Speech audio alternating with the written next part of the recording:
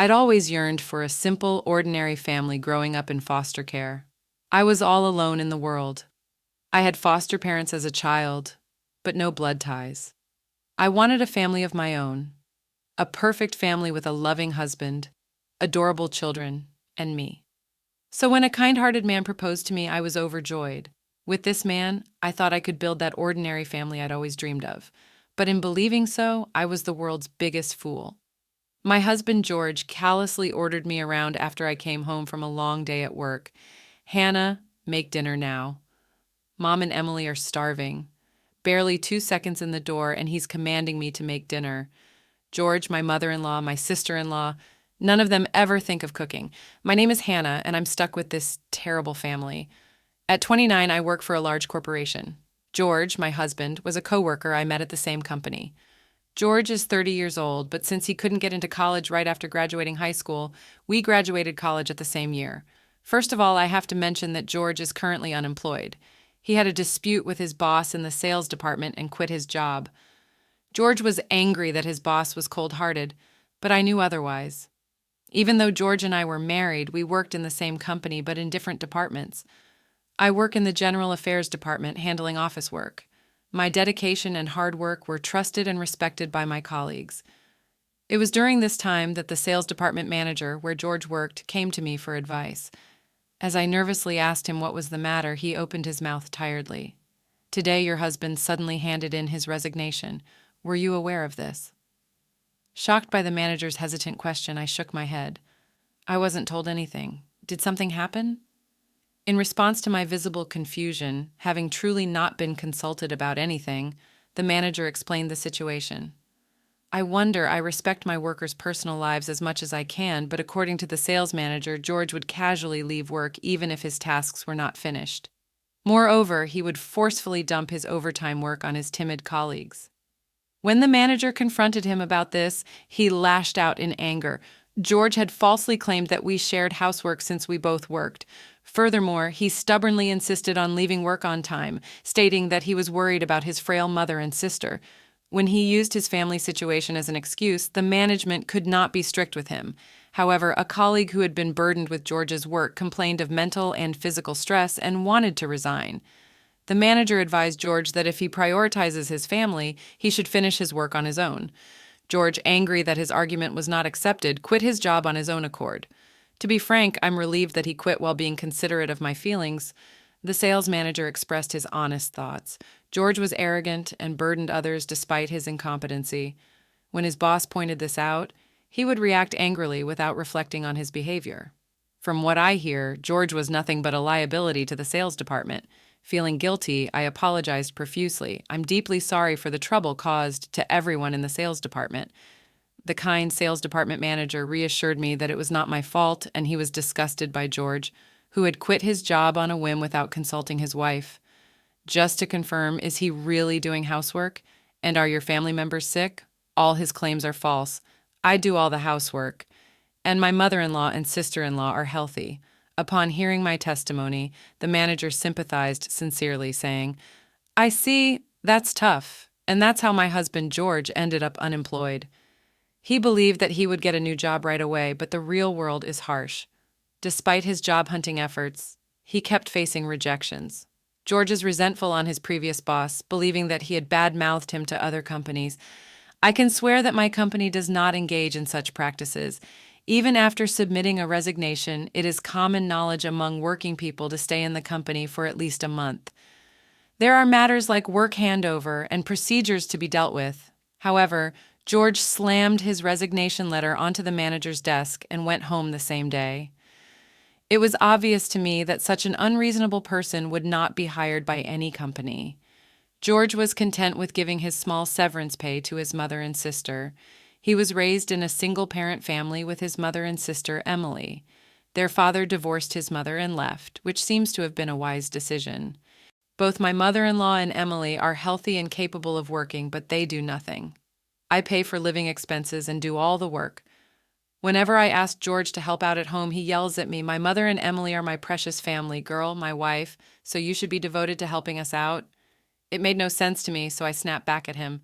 Forget about your mother, but Emily is 23 years old. At least let her get a part-time job. George adored Emily a lot, who was 7 years younger than him. Emily was also taking advantage of George's kindness, pleading for pocket money. As I firmly refused to give her money, George started working part-time. It was a job managing a warehouse for a courier service.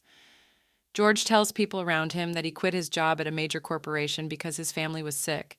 He is a man who lies as he breathes just to keep his reputation. And so, George's part-time earnings became Emily's dating expenses. Not doing any housework or work, Emily started going out with men. I was fed up with my mother-in-law stealing bills from my wallet out of her greed for money. Even if I talked to George about it, he would get mad at me. Take care of my mom. If you're my wife, this is why I can't stand people who grew up all alone in foster care like you.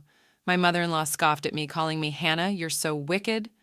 I was living my days with the worst family. But one day, an encounter that changed my depressing daily life arrived. When I came home after buying groceries after work, there were unfamiliar shoes at the entrance. They were large-sized men's sneakers. I thought we had a guest over since the shoes were larger than George's. Then a young man popped out. He was tall, had a handsome face, and his hair was light brown. When I thought Emily had brought her boyfriend, the man apologized. I'm sorry, I was in the words of dating Emily, but I'll take it back.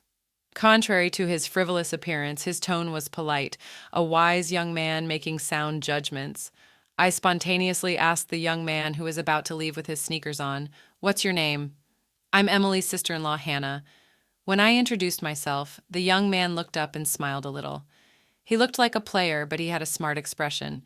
The man introduced himself after he finished putting on his sneakers. I'm James. I work as a bartender. Emily was a regular at the bar I work. According to him, Emily confessed to him, and he was about to accept, but he declined. The reason was that Emily showed her true nature and spilled everything because of alcohol. James deeply regretted that he was inexperienced and couldn't spot a good woman because of that. But he's a kind-hearted person who couldn't leave drunk Emily alone and sent her home. Moreover, James paid for the taxi fare. Just at such times, Beau George and my mother-in-law were not at home. So James got our house key from Emily, who is wasted, and carried her to our living room. I couldn't leave her at the entrance. I swear I didn't steal anything, ma'am. He seemed to be studying at a vocational school during the day and working as an apprentice bartender at night. He was called out by Emily after school. Emily lied about being a worker at a clothing store. James didn't see through Emily's lies and noticed her true nature at the last moment. He may look like a player, but he was a serious and sincere young man. His flashy light brown hair was his natural hair color, a mix. This is the business card for the bar I worked at. Sorry for the trouble. He's running late, but he said he's ready to work now. I see. Thank you for bringing Emily home. Have a great shift. When I said that, James went home with a smile. Normally, I would report a young man who was at home without permission and had a connection with Emily. But I intuitively thought that James was a trustworthy person with good nature. It was a silver lining that he hadn't been deceived by Emily. When I entered the living room, Emily was indeed drunk and asleep. She was an annoyance, but to avoid dealing with a potential cold, I covered her with a blanket. Suddenly, Emily woke up and opened her mouth, unable to pronounce her words exactly. Hey, where's James? My boyfriend with brown hair, so handsome. Emily laughed boastfully. She checked her phone and let out a scream. James had verbally told her he couldn't date her, but it was in vain. Emily was too drunk to understand James's intentions, but clever James had politely declined through a text. Emily had no recollection of revealing her true nature. She's crying and angry, feeling like James had abandoned her. What's wrong about me? I've been deceived. The one who deceived James was Emily, but it was unfortunate for James as well. As I ignored the commotion and started cooking dinner, George and my mother-in-law came home. And upon hearing Emily's side of the story, George became furious. Did he mess with you, Emily? Where does he work at? I'll punch him for you. We're going to demand damages. Poor Emily, indeed. Emily is foolish and pitiful, but it's completely due to her own resentment. As I was worried about causing trouble for James, Emily glared at me. Anna, did you say something to James? She showed me the text on her phone, causing me to gasp. The message read, I can't date a liar. Emily had drunkenly revealed everything, but she thought I was the one who tattled. George and mother-in-law also confronted me, so I explained the truth of my encounter with James at the entrance. He was trying to take care of Emily and was about to leave the house when we ran into each other, that's all. I asserted that I hadn't said anything unnecessary to him. George clicked his tongue and turned his face away from me. Emily, let's eat sushi today. It's premium sushi. George decided to order sushi delivery on his own, and he started eating the premium sushi with my mother-in-law and Emily, all on my tab without touching any of the dinner I had prepared. As I sat eating the dinner I had prepared alone, the three of them were laughing. Eating sushi as a family is the best. It makes up for the usual terrible cooking. Really, it's so delicious. It compensates for the usual bad food. George also agreed and laughed along with my mother-in-law, while enduring their mockery. I felt more emptiness. Is this the family I wanted when I got married? How stupid. Suddenly the face of my only family member with whom I had become estranged after marriage floated in my mind, and for some reason I recalled James's kind smile and was parted. A turning point for me arrived several days later while cleaning the house on my day off. George brought me a bank book. Seeing the deposit notification, I panicked. The bank book recorded the savings I had carefully accumulated before our marriage. George showed me the cash card and sealed with a triumphant look. I'm giving the $100,000 you saved to my parents and sister. If you refuse, we divorce. This was the money I had been saving for the future expenses of our child. I thought that if we had a child, George might keep a distance from his mother and Emily, but George completely denied my dreams, saying, I care about my mother and sister more than our kid. Do as you like. I had hoped to build a happy and ordinary family, but it seemed impossible. I showed George the divorce papers that I had prepared for him. If you accept this, we're getting a divorce. It's over between us. George joyfully filled in the necessary information on the divorce papers and handed them back. That was the end of things with him. Ignoring George, who was elated over $100,000, I packed my bags. Then I left the house and submitted the divorce papers, which got registered just fine. I, having divorced George, had returned to my adoptive father's house. My adoptive father is often absent due to work, so essentially I live alone. When I left home, I called my adoptive father. Hannah, come back to your family home. I, who had been rebelling against my adoptive father since adolescence, felt like crying. Despite our strained relationship, my adoptive father forgave me, who used to be so ungrateful. Living quietly at home, memories from my childhood came back to me. The fact that I was taken from the orphanage to my adoptive father's house. At that time, I had an adoptive mother who loved me as if I were her own daughter. That adoptive mother passed away from illness when I was in junior high school. Since then, I had been rebelling against my adoptive father. I was lonely because my adoptive father was often absent due to work. But now that I think about it, both my adoptive father and the late adoptive mother cared for me. I was fixated on a normal family and had forgotten the love of those close to me. I'm divorced now. I'm having a huge burden lifted off my shoulders. With the load off my shoulders, I was now working hard. That's when I ran into James again. When I was about to leave work, I ran into the sales department manager in the elevator hall. When I started to say good job today, the manager kindly spoke to me. You've been through a lot, you look better than before, and I'm so happy for you. The manager, in the above my divorce with George, sincerely praised me for holding up well. As I bowed and got into the elevator, the manager spoke in a serious tone. There is a bar that's been talked about in the sales department. I want to go, but it's a bit too fancy for an old man like me. I heard that the manager has a wife and children who are in high school. What kind of place is it, a cafe or something? Then the manager pleaded with me. It's a bar. I don't drink, but I'm fascinated by bars. So he humbly asked me to accompany him. I know the manager is a sincere person, so I decided to accompany him to the bar. The bar recommended by the manager's workers was a hidden gem in the basement. The manager said, "Don't be nervous," as he opened the door to the shop. The interior was truly chic, the kind of decor that young people would like. I followed the manager into the shop, but was shocked when I looked at the bar counter. James, the bartender, was James, whom I had bumped into before the divorce. He was a bit surprised too, but quickly smiled. "Welcome. It's been a long time, Hannah." Flashy and handsome. The bartender's words made the manager raise his voice. "Do you know each other?" "The women in my department have been talking about a very handsome man working here. He looks like an actor." As the manager laughed, James seemed embarrassed. "Not at all. I'm just an apprentice bartender. What would you like to order?" I'm not used to bars, so I ordered what James recommended. The manager ordered a non-alcoholic cocktail. The bar was quiet and the clientele were refined. James's father was said to be the owner. At first, I rebelled and went to college, but I ended up being inspired by my father's work. James prepped a cocktail, and I announced that I had divorced. As I was drinking the clear blue cocktail, the boss was unusually furious. That woman's ex-husband is outrageous. I should not have given him a retirement allowance, but did you get drunk on a non-alcoholic drink? James prepared a mint soda, smiling at me, who was forcing a smile. He offered the Minnesota to the boss for free. The boss calmed down a bit and asked while drinking Minnesota, "Hey, mister, do you send drinks from other customers like in dramas?" James laughed cheerfully at the boss, who was asking seriously. I've never done it. Urban legend, perhaps."